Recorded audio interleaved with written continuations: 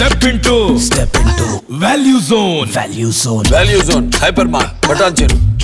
ప్రపంచం అంతా కొత్త ఏడాది వేడుకల్లో ఉంటే జపాన్ ను మాత్రం భారీ భూకంపం కుదిపేసింది.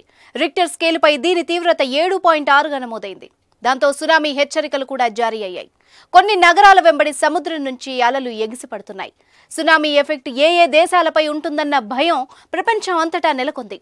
సెంట్రల్ జపాన్లో ఈ భారీ భూకంపం సంభవించింది.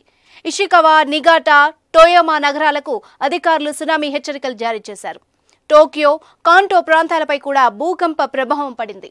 తీర ప్రాంత ప్రజల్ని అధికారులు అప్రమత్తం చేశారు. న్యూక్లియర్ విద్యుత్ కేంద్రాల వద్ద భద్రత కట్టుదిట్టం చేశారు. ఆదివారం రాత్రి 10 గంటల సమయంలో భూ ప్రకంపనలొచ్చాయి. రాజధాని కాఠ్మండూకు తూర్పున 56 కిలోమీటర్ల దూరంలో భూకంప కేంద్రాన్ని గుర్తించినట్టు నేషనల్ సెంటర్ ఫర్ సిస్మాలజీ వెల్లడించింది. భూమికి 10 కిలోమీటర్ల లోతులో భూకంప కేంద్రం ఉందని తెలిపింది.